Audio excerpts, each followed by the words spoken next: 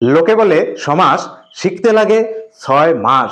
যারা সমাস শিখতে গিয়ে 6 মাস, 6 বছর, এমনকি 6 যুগ পার করেছেন কিন্তু সমাস শিখতে পারেন নাই, নির্ণয় করতে খুব ঝামেলায় পড়ে যান, তাদের জন্য মূলত এই ভিডিওটি। তো আজকে আমরা কথা বলবো কর্মধারয় সমাসের যে উপমান এবং উপমিত কর্মধারয় সমাস রয়েছে এই দুটো নিয়ে। আমরা আজকে চোখের নিমিষে কিভাবে এই উপমান এবং উপমিত কর্মধারয় সমাস নির্ণয় করতে পারবো এবং চোখ দিয়ে দেখবো আর নির্ণয় করব, চোখ দিয়ে দেখবো আর বলে দেব যে এটা হচ্ছে কি উপমান কর্মধারয় সমাস নাকি উপমিত কর্মধারয় সমাস। তাহলে সেই টেকনিকটাই কিন্তু আজকে আমি শেখাবো। সম্পূর্ণ ভিডিওটি খুব মনোযোগ সহকারে দেখুন।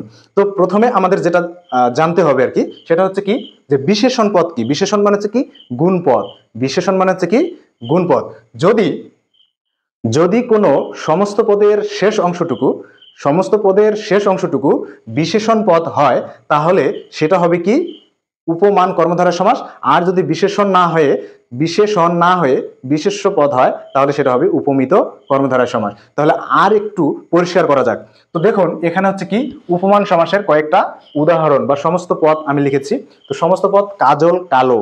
কাজল কালো। কাজল কি কখনো সাদা হয়? কাজল কি কখনো লাল হয়? হয় না। কাজল কিন্তু সবসময় কালোই হয়। তাহলে কালো একটা কি? কালো একটা হচ্ছে গুণ পদ বা বিশেষ্য পদ, তাই না? তাহলে কালো হচ্ছে বিশেষ্য পদ। এখানে তুষার শুভ্র। তুষার কি লাল হয়? দেখেছেন কখনো? তুষার লাল লাল তুষার পড়তেছে, হলুদ হলুদ তুষার পড়তেছে, সবুজ সবুজ তুষার পড়তেছে? পড়তেছে না কিন্তু। তাহলে কি তুষার সবসময় শুভ্রই হয় কিন্তু। তাহলে শুভ্র মানে হচ্ছে কি সাদা। তাহলে সাদা হচ্ছে একটা কি গুণ পদ বা বিশেষণ পদ। এখানে হচ্ছে কি তারপর রক্ত লাল। রক্ত কেমন হয়? রক্ত সবসময় লালই হয়, রক্ত কখনো সাদা হয় না। তাহলে কি এটা হচ্ছে কি লাল হচ্ছে একটা বিশেষণ পদ। এরপরে আছে কি অরুণ রাঙা। অরুণ সবসময় রাঙাই হয়, অরুণ সবসময় লালই হয়, তাই না? অরুণ মানে সূর্য। তাহলে সূর্য সবসময় রাঙা হয়, লাল হয়। তাহলে কি রাঙা হচ্ছে এখানে একটা বিশেষণ পদ। এরপর হচ্ছে কুসুম কোমল। কোমল মানে কি নরম তুলতুলে। তাহলে কি তাহলে কুসুম সবসময় নরম তুলতুলেই হয়, অন্যরকম হয় না, শক্ত হয় না, তাই না? তাহলে শক্ত হলে তো আর ওটা কুসুম হবে না। এরপরে কি আছে শস্য ব্যস্ত। শস্য ব্যস্ত। ব্যস্ত হচ্ছে কি একটা বিশেষণ পদ। শস্যকের ন্যায় ব্যস্ত। তাহলে শস্যক মানে হচ্ছে কি খরগোশ। খরগোশ দেখবেন সবসময় ব্যস্ত থাকে, এখানে দৌড় দেয় ওখানে দৌড় দেয়, ঠিক আছে না? তাহলে ব্যস্ত, শস্য ব্যস্ত। ব্যস্ত একটা এখানে কি বিশেষণ পদ। তাহলে এই যে সমস্ত পদগুলো রয়েছে এই সমস্ত পদের শেষ অংশটুকু কিন্তু কি বিশেষণ পদ। যদি বিশেষণ পদ থাকে চোখ বন্ধ করবেন আর বলবেন এটা হচ্ছে কি উপমান কর্মধারয় সমাস। তো আমি এখানে লিখেছি দেখুন, যদি বিশেষ্য প্লাস বিশেষণ হয় তাহলে উপমান কর্মধারয়। আর যদি দুটাই বিশেষ্য পদ হয়, যেমন হচ্ছে এখানে সিংহ এবং পুরুষ দুটো কিন্তু বিশেষ্য পদ। সিংহ একটা বিশেষ্য পদ এবং পুরুষও একটা বিশেষ্য পদ। দুটো বিশেষ্য পদ কিন্তু একখানে যুক্ত হয়েছে। তাহলে যদি বিশেষ্য প্লাস বিশেষ্য হয় তাহলে কি হবে? সেটা হবে কি উপমিত কর্মধারয় সমাস। এরপর থেকে চাঁদ মুখ। চাঁদ একটা বিশেষ্য পদ, মুখ একটা বিশেষ্য পদ। তাহলে চাঁদ মুখ এটা হচ্ছে কি একটা সমস্ত পদ। এই সমস্ত পদের দুটোই হচ্ছে কি বিশেষ্য বা বিশেষ্য পদ, তাই না? বিশেষ্য যোগ বিশেষ্য। তাহলে বিশেষ্য যোগ বিশেষ্য হলে কি হবে? উপমিত। আর বিশেষ্য যোগ বিশেষণ যদি হয়, অর্থাৎ আপনি শুধু একটা মনে রাখবেন, একটা মনে রাখতে হবে। সেটা কি? যে হচ্ছে কি যদি বিশেষণ থাকে তাহলেই সেটা উপমান, আর যদি না থাকে চোখ বন্ধ করে সেটা হচ্ছে কি উপমিত। তাহলে আমরা একটু ভেঙে ভেঙে দেখি যে এখানে কাজল কালো, তাই না? কাজল কালো। তাহলে কাজলের ন্যায় কালো। তাহলে কাজল সবসময় কালোই হয়। আবার তুষার সবসময় শুভ্রই হয়। তাহলে এটা কিন্তু কি হচ্ছে, এখানে কিন্তু একটা বাস্তব ভিত্তি রয়েছে বা এখানে একটা সত্যতা রয়েছে। তাহলে যে সমাজটা সত্য সমাজ, যেটার বাস্তব ভিত্তি রয়েছে, যেটা চিরন্তন সত্য, সেটাই কিন্তু উপমান। আর যেটা কাল্পনিক, যেটা বাস্তবিক কোনো ভিত্তি নাই, যেটা হচ্ছে কবির কল্পনায় কেবল শোভা পায়, সেটাই মূলত হচ্ছে কি উপমিত কর্মধারায় সমাস। আশা করছি এরপর থেকে আর এইটা ভুল হবে না। তাহলে কি দাঁড়ালো? উপমিত কর্মধারায় কখন হবে? উপমিত কর্মধারায় একটা যখন অবাস্তব, কাল্পনিক, অসত্য একটা ভাব থাকবে তখন সেটা হবে কি উপমিত কর্মধারয় সমাস। অসত্য, অবাস্তব, যেমন হচ্ছে কবিরা কি কল্পনা করে, তাই না? তাহলে কাল্পনিক যেটা সেটাই হচ্ছে উপমিত। যেমন আমরা যদি বলি চাঁদ মুখ, যারা বিয়ে করেছেন তারা অবশ্যই জানেন, এটা খুব হারে হারে টের পান, যে বউকে যদি প্রশংসা করা না হয়, অবাস্তব হোক কাল্পনিক হোক যাই হোক, যদি প্রশংসা করা না হয় তাহলে কিন্তু আর ভাত জোটে না পেটে, তাই না? যারা বিয়ে করেছেন আর কি, তারা যখন বউকে খুশি করানোর জন্য বলি যে ওগো, হ্যাঁ গো, তোমার মুখটি তো চাঁদের মতো মুখ, বা হচ্ছে কি তোমার মুখটি তো চাঁদ মুখ, বলি না এভাবে? আবার যখন বলি কি তোমার চোখ দুটো নয়ন পদ্ম, যেন নয়ন পদ্ম, তাহলে এটা কিন্তু নয়ন কিন্তু কখনো পদ্ম হতে পারবে না, আর মুখ কখনো চাঁদ হতে পারবে না, বা চাঁদ কখনো মুখ হতে পারবে না। তাহলে এটা একটা কি কাল্পনিক, অবাস্তব একটা বিষয়। তাহলে এই যে যখন অবাস্তব হবে, কাল্পনিক হবে, যখন আমরা কাউকে খুশি করার জন্য কাব্যিক ভাব নিয়ে, কবি কবি ভাব, কবিতা আর অভাব, এইভাবে যখন আমরা বলবো, তখন সেটা হবে কি উপমিত কর্মধারয় সমাস। যারা গার্লফ্রেন্ড আছে তারাও কিন্তু এভাবে বলে, তুমি আমার ফুলকুমারী, তাই না? তাহলে ফুলকুমারী, ফুল কখনো কুমারী হতে পারবে না, বা কুমারী কখনো ফুল হতে পারবে না, এটা একটা অবাস্তব বিষয়। তার কি অধর পল্লব, অধর পল্লব, অধর মানে ঠোঁট, আর পল্লব মানে হচ্ছে কি, পল্লব মানে হচ্ছে কি গাছের কচি কচি যে পাতাগুলো আছে সেরকম। তাহলে কি ঠোঁট কখনো গাছের কচি পাতা হতে পারবে? পারবে না।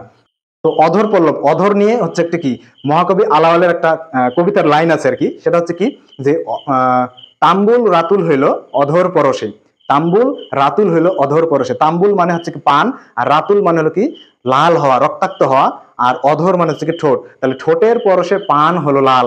এটা কিন্তু কি তার যে মানে গার্লফ্রেন্ড বা তার যে বউকে খুশি করার জন্য কিন্তু বলছে, এটা কিন্তু আসলে বাস্তবে সম্ভব না। তাহলে যেটা বাস্তবে সম্ভব না সেটা উপমিত, আর যেটা বাস্তবে আছে চিরন্তন সত্য সেটাই হচ্ছে কি উপমান। তাহলে কিন্তু আমরা এই দুই ক্রাইটেরিয়ার ভিত্তিতে আমরা কিন্তু মনে রাখতে পারবো। প্রথমত কি, যদি বিশেষণ পদ থাকে, যদি সমস্ত পদের শেষ অংশে বিশেষণ পদ থাকে, তাহলে কিন্তু কি এই যে দেখুন এখানে হচ্ছে কি কালো, এটা একটা বিশেষণ পদ, শুভ্র বিশেষণ পদ, লাল বিশেষণ পদ, রাঙা বিশেষণ পদ, কোমল বিশেষণ পদ, ব্যস্ত বিশেষণ পদ। তাহলে যদি শেষে বিশেষণ পদ থাকে তাহলে অবশ্যই সেটা কি চোখ বন্ধ করে চোখের নিমিষে কি করতে হবে, বলতে হবে এটা কি উপমান কর্মধারায় সমাস।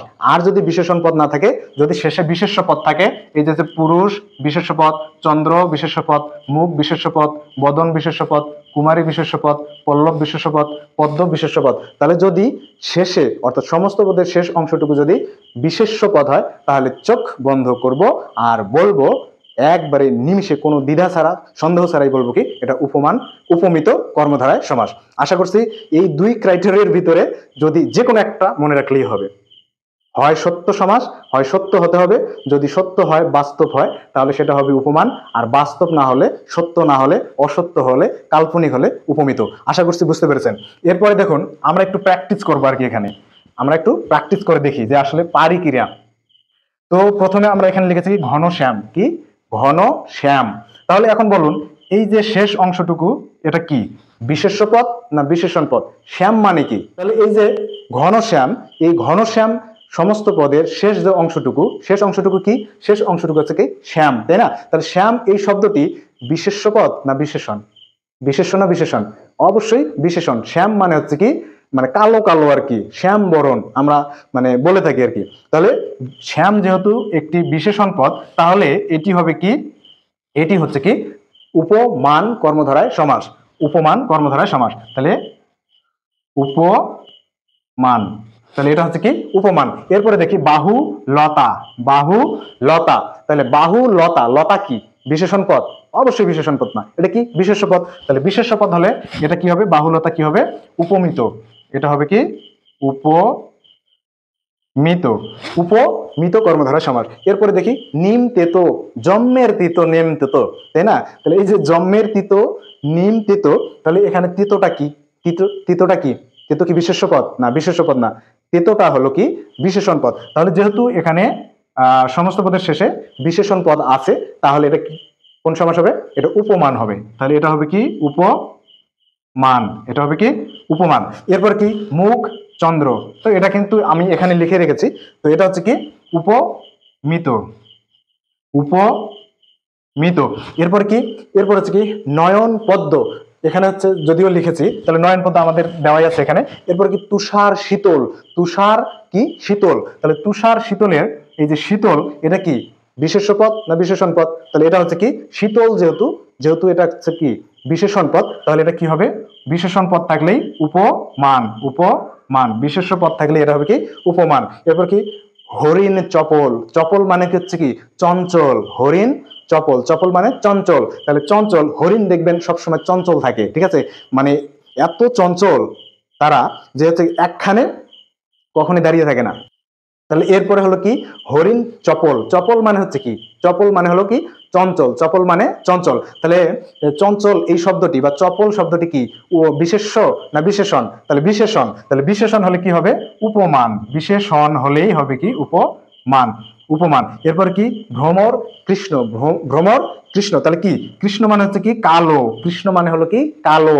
এটা কিন্তু আবার বিশেষ্য পদ না, অনেকে কিন্তু এটা মনে করে থাকে, কনফিউজ থাকে যে যেহেতু কৃষ্ণ, কৃষ্ণ তো একজন ব্যক্তির নাম, তাহলে হয়তো এটা হচ্ছে কি, এটা হচ্ছে কি বিশেষ্য পদ। না, আসলে এটা বিশেষ্য পদ না। কৃষ্ণ মানে এখানে বোঝাচ্ছে কি ভ্রমর কৃষ্ণ। ভ্রমর কি কালো হয় সবসময়, ভ্রমর কিন্তু লাল হয় না। ভ্রমর কি কখন দেখেছেন যে হচ্ছে কি সে হচ্ছে কি বুড়ো হয়ে গেছে, বুড়ো হওয়ার পর কি লাল হয়ে গেছে, চুল টুল সব মানে মেহেদি লাগে কালো করে ফেলছে? তাহলে এরকম কি হয়? হয় না। তাহলে কি, তাহলে ভ্রমর সবসময় কৃষ্ণ হয় মানে কালো হয় আর কি। তাহলে এটা কি বিশেষণ পদ। বিশেষণ পদ মানে হচ্ছে কি উপমান, উপমান। এরপর কি দুগ্ধ ধবল, ধবল মানে কি? ধবল মানে হচ্ছে সাদা, শুভ্র মানে সাদা, ধবল মানেও সাদা। তাহলে কি দুগ্ধ ধবল, এটা হচ্ছে কি বিশেষণ পদ, বিশেষ্য পদ না। বিশেষণ পদ হলেই কি হবে? উপমান, উপমান, উপমান কর্মধারয় সমাস। তাহলে কিন্তু আমরা প্র্যাকটিস করলাম। তো এভাবে যদি আপনারা মনে রাখেন যে কিভাবে কি হবে, তাহলে যদি বিশেষণ পদ থাকে, সমস্ত পদের শেষে বিশেষণ পদ থাকলে সেটা হবে উপমান, আর যদি বিশেষণ না থাকে, বিশেষ্য পদ থাকে, তাহলে সেটা হবে কি উপমিত কর্মধারয় সমাস। আশা করছি বুঝতে পেরেছেন। এরপরে আমরা এই যে সমস্ত পদগুলো রয়েছে, এই সমস্ত পদগুলোর ব্যাসবাক্য কিভাবে নির্ণয় করব সেটা শিখবো। দুটোর কিন্তু ব্যাসবাক্যের গঠনটা একটু ভিন্ন। তো খুব সহজে কিভাবে আমরা এর ব্যাসবাক্যগুলো গঠন করতে পারবো বা ব্যাসবাক্যগুলো নির্ণয় করতে পারবো। তাহলে দেখুন, যদি এরকম থাকে যে উপমান কর্মধারয় সমাস, উপমান কর্মধারয় সমাসের শুধু মাঝখানে ন্যায় যুক্ত করলে, মানে ন্যায় যোগ করে দিলেই, ন্যায় বসিয়ে দিলেই কিন্তু সেটা ব্যাসবাক্য হয়ে যাবে। মনে রাখবেন যে উপমান কর্মধারয় সমাসের, উপমান কর্মধারয় সমাসের মাঝখানে থাকবে কি ন্যায় শব্দটি থাকবে। অর্থাৎ আমরা যদি ধরি কাজল কালো, তাহলে কি হবে? কাজলের ন্যায় কালো, কাজলের কাজলের কাজলের ন্যায়, কাজলের ন্যায় কালো, কাজলের ন্যায় কালো। তাহলে এই যে ন্যায় শব্দটি কিন্তু কোথায় গেল? মাঝখানে গেল। তাহলে কি কাজলের ন্যায় কালো, এই যে আমাদের সমস্ত পদ রয়েছে, সেই সমস্ত পদের মাঝখানে জায়গা নেবে কে? মাঝখানে শুয়ে পড়বে কে? এই ন্যায় শব্দটি। তাহলে মাঝখানে যদি ন্যায় থাকে তাহলে সেটা হবে কি উপমান কর্মধারয় সমাস। মানে শুধু আমরা মাঝখানে বসিয়ে দিলেই এটা উপমান কর্মধারয় সমাসের ব্যাসবাক্য হয়ে যাবে। তাহলে যেমন হচ্ছে কি তুষার শুভ্র, তুষারের ন্যায় শুভ্র, তুষারের তুষারের ন্যায়, তুষারের ন্যায় শুভ্র, তুষারের ন্যায় শুভ্র। তাহলে এই যে মাঝখানে কিন্তু কি আমরা ন্যায় বসিয়ে দিয়েছি। তো এভাবে কিন্তু রক্ত লাল, রক্তের ন্যায় লাল, রক্তের ন্যায় লাল। এরপর কি অরুণ রাঙা, অরুণের ন্যায় রাঙা। এরপরে কি কুসুম কোমল, কুসুমের ন্যায় কোমল। এরকম কি শশব্যস্ত, শশকের ন্যায় ব্যস্ত। তাহলে এভাবে কিন্তু আমরা যদি উপমান কর্মধারয় সমাসের যে সমস্ত পদটা রয়েছে, সেই সমস্ত পদের মাঝখানে শুধু আমরা কি ন্যায় যুক্ত করে দিলে কি হয়ে যাবে? সেটা উপমান কর্মধারয় সমাসের ব্যাসবাক্য হয়ে যাবে। এরপরে কি আসা যাক উপমিত কর্মধারয় সমাস। এখানে কিন্তু একটু ভিন্নতা রয়েছে। উপমিত কর্মধারয় সমাসের ব্যাসবাক্য নির্ণয় করতে গেলে প্রথমে মনে রাখতে হবে এই যে ন্যায় শব্দটি আছে, এই ন্যায় শব্দটি কিন্তু সবার শেষে হবে। এটা তো কনফার্ম, এটা নিশ্চিত যে ন্যায় শব্দটি কোথায় থাকবে? সবার শেষে থাকবে, ন্যায় শব্দটি সবার শেষে থাকবে। কিন্তু এখন প্রশ্ন হলো, এই যে যদি আমরা এটা ধরি প্রথমটা যে সিংহ পুরুষ, এখন সিংহ আগে আসবে না পুরুষ আগে আসবে? তাহলে সিংহর যেহেতু মানে বেশি, সাহস বেশি, তাহলে সেই আগে আসার কথা নাকি? না, এরকমটা কিছু না। তাহলে সিংহের সাহস যতই থাক ওটা ব্যাপার না, কিন্তু ব্যাপারটা হলো কি যে কার সাথে কার তুলনা করা হলো, কার সাথে কার তুলনা করা হলো। এখানে তুলনা করা হয়েছে কি পুরুষটাকে সিংহের সাথে তুলনা করা হয়েছে, পুরুষ ব্যক্তিটাকে সিংহের সাথে তুলনা করা হয়েছে। বলা হয়েছে কি এই তুমি হচ্ছে কি তুমি একজন সিংহ পুরুষ, তুমি একজন সিংহ পুরুষ। তাহলে কি পুরুষটাকে সিংহের সাথে তুলনা করেছি, তাহলে যাকে তুলনা করলাম সে আগে আসবে, আর যার সাথে তুলনা করেছি সে পরে বসবে। তাহলে কি এখানে আমরা তুলনা করেছি কার? তুলনা করেছি পুরুষকে। তাহলে কি এখানে হবে পুরুষ আগে আসবে। তাহলে পুরুষ, পুরুষ সিংহের ন্যায়। তাহলে পুরুষ, পুরুষ সিংহের ন্যায়। এই যে ন্যায় কিন্তু কোথায় চলে গেছে? শেষে চলে গেছে। তাহলে পুরুষ কিন্তু সামনে আসছে। অর্থাৎ এখানে কিন্তু আমরা এই পুরুষ ব্যক্তিটাকে তার সাথে তুলনা করেছি, সিংহের সাথে তুলনা করেছি। তাহলে এই ব্যক্তিটার তুলনা করেছি সিংহের সাথে, তাই ব্যক্তিটা সামনে চলে আসছে। মানে ব্যক্তি হলে যে সামনে আসবে এমন না, মানে তুলনা কার সাথে করছি? তাহলে তুলনা করছি পুরুষকে কার সাথে? সিংহের সাথে। তাহলে সিংহটা পরে গেল, যার যার তুলনা করলাম সে আগে আসলো, যার সাথে তুলনা করেছে সে পরে গেল। ঠিক আছে, আর ন্যায় সবার শেষেই থাকবে। তো এভাবে কিন্তু আমরা প্রত্যেকটার ব্যাস বাক্য তৈরি করতে পারবো। এরকম কি চাঁদ বদন, তাহলে কি বদন চাঁদের ন্যায়, বদন চাঁদের ন্যায়। এরপরে কি ফুল কুমারী, কুমারী ফুলের ন্যায়, ফুল কি কুমারীর ন্যায় হয়? হয় না কিন্তু, তাহলে কি কুমারী ফুলের ন্যায়। এরপর আছে কি অধর পল্লব, তাহলে অধরের সাথে পল্লবের তুলনা করা হয়েছে নাকি পল্লবের সাথে অধরের, কোনটা? তাহলে কি এখানে তুলনা করা হয়েছে মূলত পল্লবের সাথে অধরের তুলনা করা হয়েছে। পল্লব মানে গাছের কচি কচি ডালগুলো যে রয়েছে পাতা, সেগুলো মূলত পল্লব। আর অধর হচ্ছে কি, অধর মানে হচ্ছে ঠোঁট, তাহলে কি ওই পল্লবের সাথে কিন্তু ঠোঁটের তুলনা করা হচ্ছে। তাহলে কি এখানে অধর, অধর পল্লবের ন্যায়, অধর পল্লবের ন্যায়। এর হচ্ছে কি নয়ন, নয়ন পদ্মের ন্যায়, নয়ন পদ্মের ন্যায়। তাহলে এটা হচ্ছে কি এই নয়ন পদ্ম, এই সমস্ত পদের ব্যাস বাক্য। আশা করছি আজকের পর থেকে আর উপমান না উপমিত, উপমিত না উপমান এই নিয়ে আর কোনো দ্বন্দ্ব সংঘাত থাকবে না। আজকের পর থেকে চোখ মানে একবারে চোখের নিমিষে, চোখের পলকেই বলে দিতে পারবেন এটা উপমান কর্মধারায় নাকি উপমিত কর্মধারায় সমাস। তো সম্পূর্ণ ভিডিওটি দেখার জন্য সকলকে ধন্যবাদ, সকলে ভালো থাকবেন, দেখা হবে পরবর্তী কোনো পর্বে।